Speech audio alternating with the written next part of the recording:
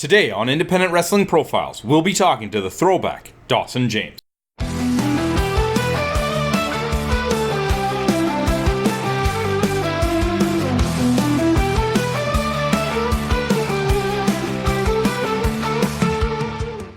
When did you become a fan of wrestling? What are some of your earlier memories of following the industry? I got a few action figures from one of my cousins. I think it was John Cena and Rey Mysterio, and just from there, I kind of was just interested. After that, it was really that simple. I watched like Raw and SmackDown pretty much since I was 5 years old.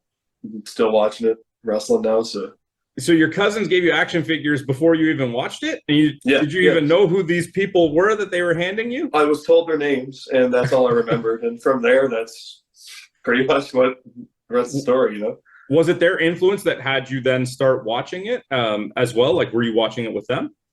No. Like, it was kind of on my own accord, and like went from like the VHS tapes my dad had and whatnot. So like, I think the first wrestling event I ever watched, period, might have been WrestleMania 7.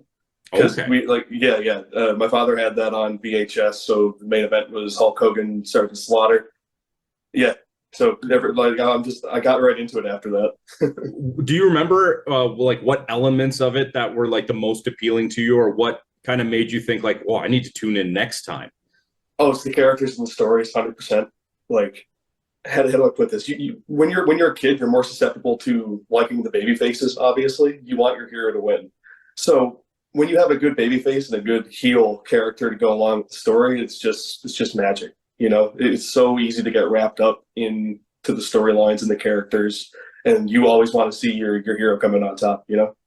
As you're getting into it and you're watching a little bit more, you're getting into it regularly. Was there a particular rivalry? Speaking of this kind of hero villain dynamic that always like kind of appealed to you as one of your favorites.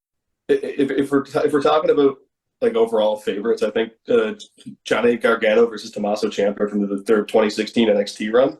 So good. Was just, dude, unreal, really good stuff. Was it more the in-ring work that appealed to you, or was it like their storyline, their friendship, the breakup, the getting back together? It was like, they're great wrestlers. There's no denying that. And like, obviously they've had great matches, but the story is what really kept it there for me. Because like, they spent so many years telling you, hey, like these two guys came from the indies. Now they're the NXT tag champions, and now they're the top of NXT, and then one turns on the other in such a violent fashion, right? So I always wondered why a tag team can't just go their separate ways because they have their own aspirations. It's always got to be that they fight. Do a front shake on it. Goodbye, Like, hey, we're still friends, but I'm going to go do my thing. You go do your thing, right? So what are you going to do, right? Were you always athletic? Did you play any other sports? In terms of sports, yes, I was very unathletic, but like me and my friends backyard wrestled from like age 12 to 18.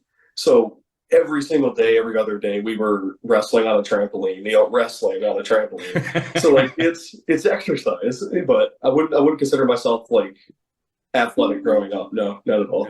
How into the backyard wrestling were you? Were you guys like putting on shows and just having all of the neighborhood kids around? Oh, no. We just went on a trampoline and turned on a camera, and that was that.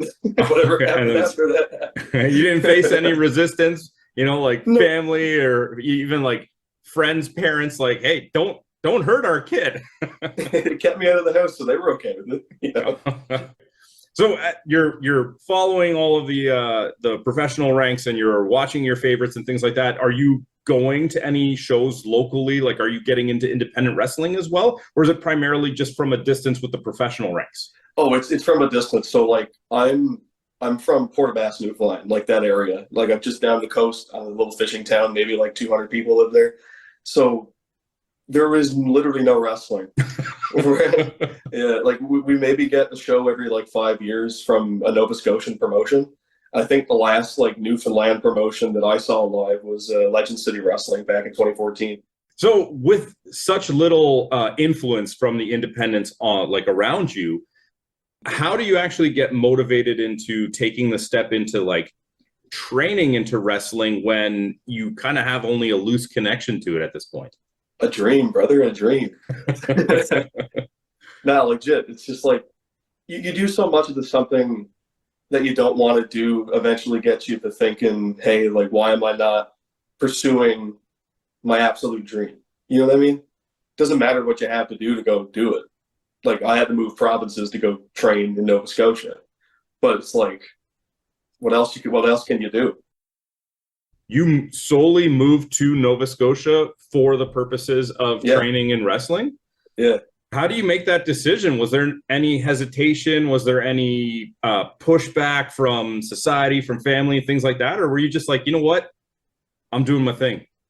See, like, that's the thing. It's been my dream my entire life to become a wrestler, right? So I've always had that pushback of, no, this is not possible. No, you shouldn't do that. Get a real job type of deal.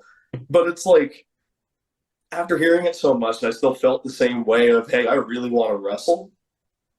This just had to do it. Okay, so where did you actually do your wrestling training then? With Cobra Clutch Pro Wrestling, Troy Merrick, that last year actually. And just 1 year ago, or started a year ago, or just kind of finished a year ago? We finished training. I think it was in August of last year. So like I haven't been around long, but yeah. So how were your feelings when you walked into Cobra Clutch that first time? Were you nervous? Were you excited? Did you recognize anybody there? Did you just feel completely like a fish out of water, or were you just ready to hit the ground running?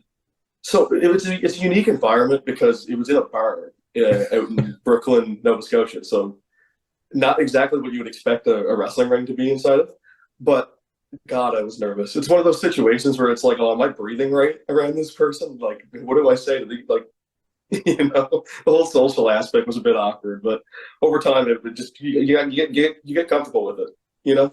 Was there any particular elements that when you first started that you just really had difficulty with? Some of the things that you really had to work on, the roadblocks, or maybe even things that like you just didn't anticipate were going to be such strong elements of the training? Yeah. So socialization was a big one. Obviously, coming from such a small town, so you only have so many people you can interact with. So that was the first kind of hurdle, was learning how to talk to other people in a professional manner. And that was new to me. Another thing that kind of was difficult for me as well is character work, trying to believe the character you're trying to portray, like, how do I be a bad guy without, making people mad for the wrong reasons, or just, you don't want them to be mad because you screwed up. You want them to be mad because you're doing something to their favorite hero or whatever. Exactly. So with that kind of hesitation with the social interaction, did you find that carried over to when you had to start interacting with fans at shows, at merch tables, or were you a little bit more comfortable in like kind of that less formal, hey, let's just meet people and let's just talk to them. Oh, it definitely helped, but yeah, I'm way more used to just the casual conversation than professional talking. You know what I mean? When did you actually get to set foot in the ring for a match? My first match was August 18th, 2023 in the Spryfield Legion against Ronnie Payne. So yeah, about a little over a year ago. And carry us through your feelings, your emotions, whether it was behind the curtain, once you actually broke through, and in the ring. Like, how did you manage all of what was going on at the same time? I remember specifically Troy Merrick being behind me, kind of, giving me the shoulder, like the shoulder rub, calm the hell down, stop tensing up. Tick took a couple deep breaths, broke the curtain, and just after that, what happens. Just gotta do it. That was my whole mindset. Just do it. Did you have a support system similar to like Troy, or maybe even some friends or family that were kind of helping encourage you and motivate you and pick you up when you were having some of those down days, or maybe if some regret, or not regrets, but hesitation was kind of flooding your mind? Not really, no, because once I made the move, it was just kind of like I was in the deep then. I had to do this. This has to work type mindset. So obviously, like I have great friends. They were pushing me to do it. They were happy that I was finally going to pursue my dreams. Obviously, there's so many people around maritime wrestling that I could talk about that like help me stay in that track and make sure that like I was going to come out of training good enough to put on the show. You know what I mean? Yeah, like they weren't going to throw you out there unless they believed that you were ready to be out there. Exactly. I guess that support system is great to have. And even just somebody like Troy to, hey, I had a match. I come back from the match. What kind of feedback can I get? What can I improve on? Where can I get little pointers like that? That's the kind of support system that I was kind of referring to. Not necessarily just that you didn't think you could do it, but like, where can I find that extra bit of motivation, that extra bit of knowledge and learning and things like that? So you've had a series of matches so far. In your short career thus far, what has been your favorite match? Oh, easy. Propeller Arcade. I can't remember the exact date, but it was me versus Rudy Lockhart versus Dayton Cameron in a triple threat match. And it was very physical. It was very fun to get to do that with a couple of my friends. The crowd at Propeller shows are like, they're so close to the ring. So the energy is just peak anytime like you make them react. So it's just a good memory. I have a lot of good memories with that match. Have you had a chance to travel outside of the Maritimes yet, or has it primarily been around the... It has primarily been the Maritimes, yes. So where is on your bucket list that you want to head out, where like company or location that you just, once you're at that point, you want to get out and you want to experience, whether it's that form of wrestling or, particular performers that are in that area, or just, hey, I've always wanted to visit there? Oh, anywhere in the States. It's hard to pick any place because like you're going to be on the road going to all these different towns in the States. I just want to experience that. I want to drive across the United States and see what there is to see. Now, who do you travel with when you're going to shows? Usually it's me and Rudy Lockhart. Yeah, he's really looking forward to seeing your interview. He said you were one of his best buddies on the indie scene. Have you guys... For sure. Did you guys train together? No, he was the class before me. I met him while training with my class the next year. Oh, okay. So he was just still there to help out, or at he was shows? showing up every now and then. Yeah, just coming in to help out. And you guys hit it off? Yeah, pretty much. Oh, that's awesome. Let's go into a hypothetical here. This is a dream scenario, so it doesn't have to be realistic or even in the near future. But who are some of the dream opponents? Let's stick to active performers that, like, however it happens, one day you would just be so happy to look back and be like, I can't believe I got to do that. If I had to pick one, Gunther. Yeah. We beat the hell out of each other. Yeah, you would come out with some bruises, but he's absolutely fantastic. When you're actually performing, how comfortable do you feel calling a match or preparing beforehand? Or has that just been a natural like transition for you? Oh, it's definitely been a natural transition because before I used to like have to think about it for like a day or two, or just like get really stressed out having to try and come up with something in such a short amount of time. But like just getting more reps in and the more matches I've had, it feels like it's just gotten more easy to call stuff on the fly and just speak about it in a calm manner. And, if something does go wrong, you can fix it. You know what I mean? It just flows. It flows like water, the way I like to think about it, Yeah, it just feels right? Like once, like you said, you were nervous before you went out there. As soon as you broke the curtain, it was like everything was falling into place. Yeah. So you have some time off. You're not booked to a show. You're not doing training or anything. What kind of stuff do you like to do in your spare time? I listen to music pretty much like all hours of the day. Oh yeah, what are you into? I'm into pretty much everything. I listen to such a wide range of different music and artists. Particularly lately, I've been very into sludge, though. Like the slow, like lurking metal sound. I like that. It's interesting. Why don't we go and have a quick exercise here? Why don't you try recommending one album to the listeners that perhaps they've never heard of before? Bismuth, The Slow Dying of the Great Barrier Reef. It's really, really slow. It's going to take a little bit to like set in. Obviously, the opening track, I think it's like 36 minutes long. Oh, wow. Something like that. But given the theme of the album being about the death of the Great Barrier Reef, it's just something like, it's so conceptual how anyone could perceive that. But the way the album does it is so harrowing and dark. I love it. I love it. I get goosebumps talking about it. If you're such a big fan of music, which is absolutely fantastic, Did you have difficulty when it came to kind of deciding on an entrance theme, or was that something that like you can't have? I've been planning this for as long as I can remember. I got really lucky because I didn't pick my entrance theme. So no. We were trying to go around about the throwback character and what could work for that. And Troy suggested Tom Sawyer by Rush. So yeah, why not? No, it works. Well, yeah, it has a great build-up, and it really does have that kind of old, like, kind of daunting, but also like ascending type of sound until you hit that crescendo. Where did the throwback character come from? I walked into training, and one of the first things that somebody told me is that I look like an old hockey player. You kind of do, actually. And like at the time I had just a mustache. So over time I started to grow my beard, and then Troy looks at me and goes, "Man, you look like Arn Anderson." I'm just like, okay, whatever. And just from there, we decided it was probably best to lean into that sort of look and that sort of character because nobody else was doing it at the time.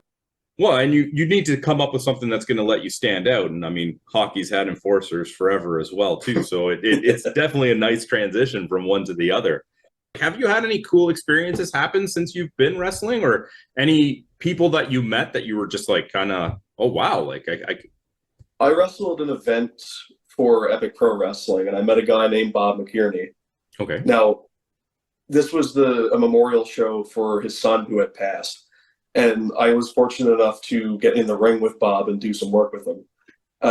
Not too long ago, recently, Bob and his wife had gifted me my ring jacket, the red throwback. They had gifted me the throwback jacket. And it's just one of those moments you come across some people you meet, and just beautiful people. And I'm forever grateful that they have done that for me. Some guy like they barely know. They've met me like twice, maybe 3 times. Did they make the jacket, or did they already kind of have that? And so they got the jacket somewhere, and then they embroidered the back of it with the throwback, which I thought was a great gift. Oh, that's actually wonderful. And then Yeah. And now that's like kind of like the jacket that you wear to the ring and everything like that. That's awesome. Other than music, what kind of stuff are you into? I do a lot of graphic design work on the side. So like even if I'm not doing something for somebody, I'm always just designing something. Have you always been a creative person? Have you always had kind of like that need to have an outlet to kind of express yourself? Yeah. I'd be crazy if I didn't. Have you had an opportunity to like kind of, design your own merchandise or things like that? Oh yeah. I've also done some merch designs for many of the local wrestlers around as well. Oh, that's amazing. Have you done any for anybody that I know? Yeah. I actually recently just finished a poster for Justin. Oh, wow. Yeah. Okay, that's pretty cool. I can see that you have some old school Nintendo stuff behind you. NES, yeah. or not an NES, an N64. I should know that. And a Switch. Are you a big gamer as well? Oh yeah. I like to play games every now and then. Kill some time. Is it predominantly Nintendo? Oh, absolutely. What are some of your favorite franchises? Easily Banjo-Kazooie. I have such fond memories growing up of Banjo-Kazooie and Tooie. That's awesome. It's so good. It's just so good. I don't have much to say about it. Everybody always talks about the big ones on N64, the No Mercies, the Ocarina of Times, and things like that, but you don't see enough recognition going out there for Banjo-Kazooie. It's a damn shame. It is, right? And then, like, unfortunately, they tried to bring it back on the 360, but Nuts and Bolts was... I was actually working at EB Games when that game came out. And, nobody bought it. So it's unfortunate that that's probably the reason we're not going to see a tragedy. Moving forward. Anything current on the Switch that you're liking? I just finished Mario Odyssey for like the 3rd time. So you like the platformers, primarily like 3D platformers? It's just fun. It's fun. It's a nice way to unwind. It's a nice way to get out there. Is it just like the ultimate dream to maybe one day boot up like a video game and there's the throwback on the roster? Oh, that would blow my mind. I wouldn't know what to do with myself. If you could recommend 3 video games to me, what would they be? Hmm. Damn, that's tough. It is tough. That's why I like to ask the tough questions. Fallout New Vegas, it's the best RPG ever made. And that's, I don't need to say much more about it. Well, we can get into an argument about that, but we'll leave it at that. Okay. Definitely Banjo-Kazooie. I just mentioned it. Best platformer on the N64 bar none. If I had to recommend a third game, though, tough one. Recently, I've been playing a lot of Warhammer Darktide, 40K Darktide. Oh, okay. That's a fun little shooter online. You play with your friends. It's time killer, but it's so much fun. I haven't played Darktide yet. I spent quite a bit of time playing Vermintide, but I will get to Darktide eventually.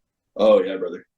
So do you have any goals outside of wrestling? Obviously, wrestling is the number one, but do you have any like sort of unrelated or maybe even related, but just outside of the ring goals that you would like to do one day?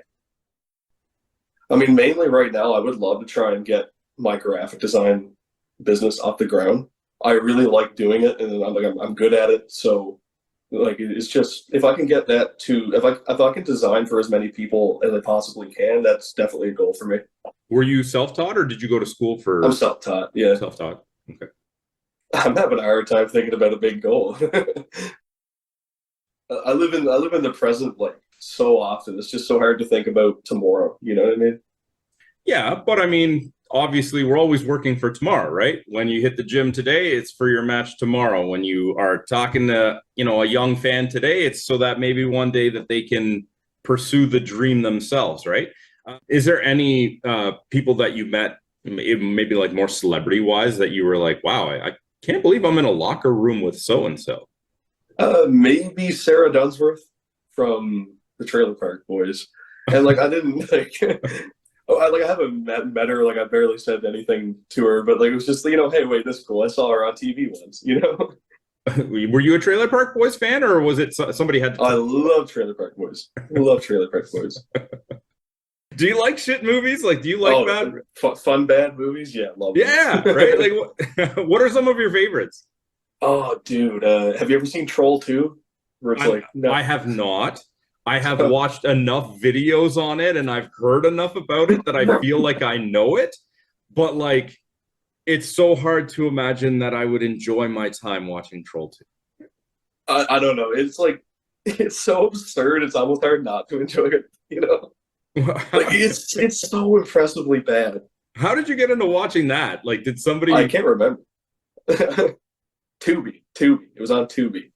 Oh, I love Tubi. Tubi is so underrated. There are so many good, bad movies on there, and it's free. Filled with it. I still remember there was this like terrible Killer Yeti movie, Abominable, that I couldn't find anywhere on the internet, and then it was on Tubi, and I'm like, I can't believe somebody's actually interested in watching this. Yeah, another one too, Colossal Pasture. Have you ever seen that one? No. A pasture that turns into a velociraptor? Oh, jeez. So I ask you what kind of stuff you're into, and bad movies doesn't come up, yet you have Velocipasture in your back pocket. It's so good. Is it good? Is it really a movie that you could call good, or is it just so bad that it was entertaining? I think the whole appeal is just, how did somebody come up with this? You know what I mean? Well, it's a nice attitude to take, to not be too serious about it, right? Like sometimes movies can just be movies for the sake of having fun and being silly. And I actually think that the same thing can apply to wrestling, right? Like even like the most stalwart heel can have some comedy, can have some fun, right? And like at the end of the day, isn't that the goal? Like, don't you go to a show, whether you're playing a face or a heel, to get into the ring just to entertain somebody? Oh, 100%. There's so many good wrestlers that don't have a whole lot of character, so they don't really get that connection with the crowd. But like, you can go out there and make an ass of yourself, and as long as somebody in the crowd's like, oh, that's funny, you know what I mean? Like, that's great. But can you find yourself having fun with the fans from time to time? Yes and no, because I've been a heel pretty much since I've started. So like, I find it difficult to try and, if I'm going out to try and get people to cheer for me, Yeah. like I haven't quite figured that out yet. But being a heel, I could just go out there, let off some steam, you know, and they'll react accordingly. They'll yell at me, you know. How important do you think it is when you're a heel in a match to kind of interact with the crowd? Very important. You need to establish that you are the bad guy to these people, but like by any means, really, once you're out there. I am a heel through and through. Yeah. Let's just say you are approached by a young wrestling fan and they ask you, hey, Dawson, what advice can you give me about getting into the industry? What would you say to them? Don't listen to people when they tell you it's not possible. I literally come from nowhere, Newfoundland. You can be a wrestler. You can be a painter. You can be a race car driver. It doesn't matter. You like whatever you want to do, you can do it. You can do it. Manifest that stuff for yourself. That's amazing. Yeah, and that goes beyond wrestling. That's something you can do. That's just general advice. Yeah. Before we sign off, though, can you just let everybody know who you are again and where they can find you if they want to follow you? Yeah, of course. I'm the Throwback. I'm Dawson James. You can find me everywhere at Dawson James Pro. I do graphic design work, freelance. You could, whether it's commercial work, poster work, anything you need done. Tap House Media Group. Hit me up. We can get to work. Wonderful. Well, thank you so much for taking the time to do this. I really do appreciate it. Thank you for tuning in to Independent Wrestling Profiles. Please help out the show if you can with a like, subscription, or review. We'll see you next time.